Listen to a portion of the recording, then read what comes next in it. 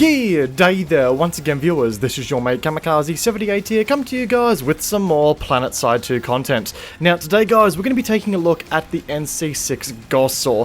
This kickstarts something that I've been wanting to do for a very long time now, and that is review every starting weapon in the game so that new players have an update guide on how to best use the weapons they get access to out of the gate. We're starting off with the Gauss Saw because it's without a doubt one of the hardest weapons to use in the game right now, but when you do get used to the thing, it's also one of the best weapons in the game. So leave some comments down below on what starter weapons you would like to see me review next, and I promise you we'll get through all of them eventually. Anyway, we're going to kickstart things off here with a quick TLDR on the review for those who are a bit time short, but do not fret my fellow stats junkies, we're going to cover everything from weapon stats to strategy to attachments as the video goes on as well. Associated timestamps are on your screen now, as well as linked in the description down below. So with all that said, let's start discussing the beast that is the NC6 Gauss Saw. The Gauss Saw could very much be considered the poster child of new conglomerate weapon design. It sports the highest damage per shot of any light machine gun in the game, and to boot, the highest recoil per shot with a complementary reload speed that makes you think the user is reading an IKEA instruction manual to reload the thing. Like, in all seriousness, its reload time is currently the longest infantry weapon reload time clocked on Araxis, which in itself makes it a very intimidating platform for new users to get the hang of. And this makes sense, as it's noted in the description as being the LMG that was widely adopted in the early stages of the Iraxian War for both being reliable and low cost, which would make sense for a struggling, just newly established conglomerate faction that is struggling for resources and manufacturing manpower against the giant of the Terran Republic. They didn't have much choice when it came to weaponry to equip the majority of their new recruits with, even if the weaponry wasn't exactly user-friendly. However, when you look past the Gauss Saw's imperfections and intricacies, you actually end up with one of the deadliest weapons on the battlefield, and it's capable of tearing through entire enemy squads within a single magazine. You need to learn when it's the right time to get through the weapon's complicated reload procedure. You need to learn how to control the strong vertical kick, which can admittingly be overcome by ongoing practice, as there's little to no horizontal recoil here complicating things further. And you need to learn proper bursting techniques to ensure the heavy kick and the cone of fire doesn't escape your control. But after you get the hang of all of this, I promise you, you will quickly find yourself loving everything about this weapon. This is a weapon feared both by the NC themselves and opposing factions, only for different reasons. With some practice, you can turn that fear into appreciation as you operate the weapon. Let's discuss how, by starting off with the stats that build up the Brutus of the LMG world. And, well, old mate Brutus here kinda gets that status mainly from the big old round it's firing, which produces a maximum damage of 200 out to 10 meters, dropping off to 167 all the way out to 85 meters. As we said before, this is the most damaging shot available to any light machine gun on Araxis, so when you place your shots right, your enemies are gonna kinda feel as though they have big old lorry trucks being fired at them repeatedly. It's not a fun feeling to be on the receiving end of. This almost excessive damage produces a swift 5-shot kill to 10 meters, only dipping down to a 6-shot kill beyond that 10 meter mark, so the damage over range here is pretty consistent, only dropping down 1 bullet to kill threshold. But the best part about the 200 to 167 damage model is that no matter the range you're engaging at, you're always going to be able to score kills with 3 headshots if certain damage modifiers don't come into play. So if your aim is true, you can have some serious oomph backing you here. Now that oomph is only fired at a rate of 500 rounds per minute or 8.33 rounds per second, which is not fast at all, and creates some additional challenges that we'll go over a little bit later. But if you take the damage and the rate of fire into consideration, you can achieve a theoretical time to kill of 0.48 seconds at the 10 meter mark and 0.6 seconds at the 85 meter mark. Both time to kill values are on the pointy end of the stick for both ranges, but it is again all about capitalizing on the damage and making sure you put the rounds where they're going to count. And alas, we have the recoil pattern, which would like to introduce itself under the alias of pain in the ass on this weapon. Here we have a ridiculously strong vertical kick that will quickly put your aim towards the sun if you aren't careful, with a complementary horizontal shake that is actually really mild. This makes the recoil pattern quite intimidating at first, but once you learn how to pull down on the mouse at the correct level, it can be tamed relatively easily. Recoil stats, we are looking at 0.55 degrees vertical recoil per shot, with a 1.65 times times first shot multiplier, which generates a total of 0.9075 degrees vertical recoil at the start of every burst. So yeah, there's no denying that many an NC shoulder has been dislocated in the process of learning this thing, but the horizontal side of things is a bit of a godsend. Horizontally, the weapon has a pretty mild horizontal kick per shot, only measuring at 0.175 degrees with a governing 0.525 degree horizontal tolerance, which means that the weapon can only kick 2 times in one direction before being forced back in the opposite direction.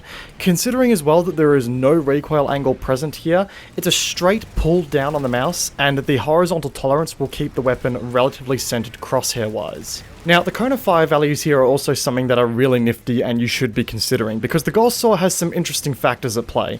Firstly, if you're aiming down sights and you're still, your first shot is always going to be perfectly accurate, which is awesome for defensive positions where you don't need to move as much. Now, on the moving cone of fire side of things while aiming down sights, it's on par with things like the T9 Carve in both stances, but the weapon does feature a more aggressive bloom per shot, meaning that holding down the trigger for long bursts is going to see the weapon get sloppy a lot quicker. More on that in just a few moments. Now, ammunition wise, we have a generous 100 round magazine with a complimentary 400 round ammo pool, but that is met with the longest reload for any infantry weapon in the game right now. 6.5 seconds for a short reload and 7.5 seconds for a long reload. Short reloads being the reload if you have at least one bullet left in the magazine when you go for that reload.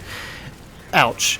Anyway, we have a pretty competitive muzzle velocity of 600 meters per second here as well, and a standard aiming down sights movement multiplier of 0.5 times. Okay, so with all that said, there is no denying one thing. The Gauss Saw is a weapon of extremes. Extreme damage potential at the cost of extreme recoil and extreme reload times that makes this an extremely difficult weapon to pick up and get the hang of, especially for newer players, and even more so for newer players who are not seasoned veterans in the first-person shooter space. It is arguably the one starter weapon in the game that is most dependent on attachments to becoming more useful, but this is also the weapon in the game that I have the most amount of kills with on my new conglomerate account for infantry. Seriously, go look it up. This followed quickly by the God Saw, which is just a slightly different version of the Gauss Saw, are my two most used weapons. So this is the workhorse weapon I take with me in 99% of the situations I'm faced with. So today, I want to give all of you new conglomerate soldiers who may be afraid of this thing the tips and tricks to turn this into a reliable addition to your arsenal like I have done.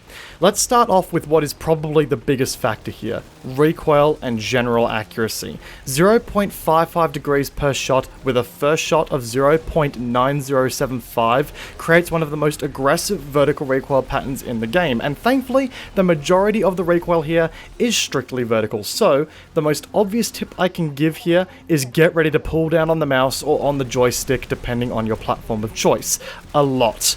But while this is an LMG, and LMGs are stereotypically designed for long bursts of continued fire, the Gauss Saw is certainly a different beast. If you guys remember the cone of fire stats that we just went over, it has perfect accuracy while stationary and aiming for the first shot, but also sports a pretty harsh bloom per shot. So no matter how well you're able to handle the recoil pattern, eventually the weapon is going to get really sloppy over long bursts. But Cammy, this is a 200 damage weapon. Who cares if I miss a few shots? You are hitting a target so hard they'll go down eventually, right?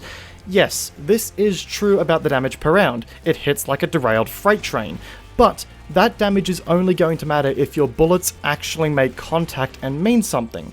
The Gauss Saw's rate of fire here is very slow, which means that for every shot you miss, you might be coming up against another weapon that's faster firing and is filling you with an extra round or two per second.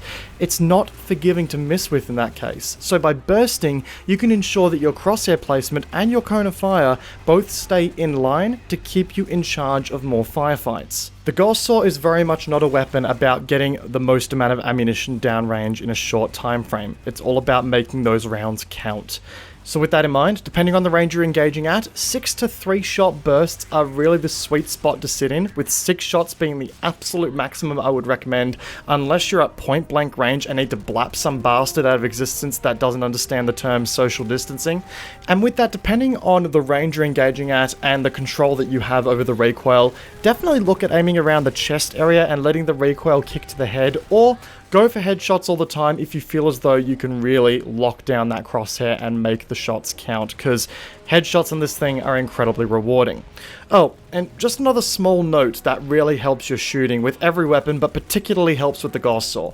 Make sure you are properly aiming down sights before you start to fire. You will inherit worse accuracy by firing and then transitioning to aiming down sights, because your cone of fire will be set to the hipfire cone of fire values as you start to transition down to ADS. And you don't want to miss out on that perfect first shot accuracy that the weapon has access to. Actually, on that note, do your best to avoid hipfiring with the Gauss Saw in every situation you can. The weapon doesn't sport a great hipfire accuracy out of the gate, and considering how slow the weapon fires, yeah, you get the idea. Just don't do it. It's not very reliable. But hey, let's just say you're starting to get the hang of the weapon and you're getting a couple of kills with it, and then the good old reload shows up like the drunk cousin or uncle at a wedding and starts ruining the vibe. You don't like it, but you gotta deal with it to keep the good vibes rolling. Honestly, the best thing I can suggest here is always make sure you have a safe place to fall back to complete the reload. And for the love that is all that is holy, do not reload this weapon after every kill. Most shooter games, and even most weapons in this game, will drive the mentality that you should be reloading after every kill to keep the mag topped up in case you need those extra rounds for the next engagement. But if you subscribe to that mentality here, you'll spend 50% of your playtime in Planetside 2 watching a slow-mo reload animation. The weapon has the capacity to kill 20 people per magazine when you look at the damage per mag. So the general rule of thumb here, maximize how much you can get out of every reload to stay efficient with the Gauss Saw. Okay, so those are all the tips and tricks I have for operating the Gauss Saw at a baseline level, but there is no denying that this is probably the one weapon in the game that requires attachment investment the most to make the most out of it. So let's go over those attachment options and see how you can best improve the Gauss Saw in the long run. The weapon has access to 1x through to 6x optics, including a 1x RNV, a suppressor, a compensator, dark light flashlight, laser sight, advanced forward grip, and the high velocity ammunition. Now, before you do absolutely anything else, if you are a new conglomerate player and you want to get into heavy assaulting, I promise you, cross my heart, that your experience will become a lot better if you unlock a compensator nice and early. It reduces the vertical recoil down to a level where you're less likely to send your mouse off your mouse pad trying to wrestle this thing into a controllable state. Trust me, grab a compensator first thing, it will help you out a butt ton.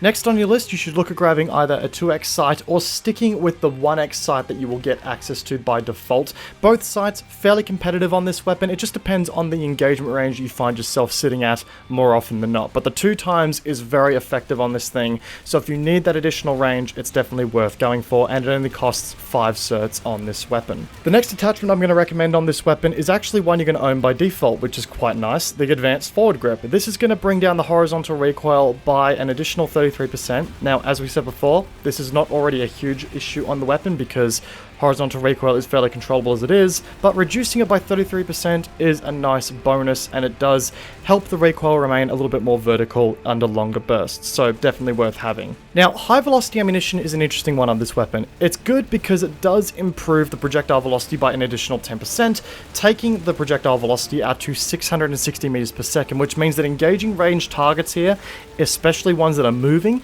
is going to be an absolute cakewalk, and it can be a lot of fun just dinking people like left, right, and center. It does, however, reduce the weapon's maximum damage range by 2 meters, but if you go for headshots, as we said before, the headshot bullet to kill across all ranges on this thing is only 3 shots, which means that if you keep going for those headshots, that 2 meter nerf to maximum damage range is not going to really be a huge deal. So high velocity ammunition is something that I would personally recommend, but I know some people also choose not to run it. It's going to come down to personal preference. And guys, with all of that said, that concludes today's review on the NC6 Gauss Saw. Guys, I hope you enjoyed today's video. I hope we were able to go over everything that really is quite important on this weapon, and I hope to any new players who happen to be watching this, you guys can pick up the weapon with a bit more confidence now and use it in-game to really just slaughter TR and VS left, right, and center. I promise you guys, this is a really, really awesome weapon in the right hands. It just takes a bit of getting used to, and I hope I've been able to help out in that process here today. If you guys enjoyed today's video, backhanding the like button button would go a long way. It helps out with the YouTube algorithm quite a bit. And if you're new to the channel and you did enjoy the video, be sure to backhand the subscribe button whilst you're at it to keep up to date with all content we're releasing here. I've got some really interesting stuff on the way, guys, so I hope you guys are here for that as well. In addition, guys, you can find all my social media links, including Twitter, Twitch, and Discord, all linked down below, and I encourage you to come follow me on those as well, guys, for more good vibes and hopefully good content. Once again, guys, I hope you enjoyed today's video. Peace out, and I will see you all in the next one. Take care, guys. Have a good one.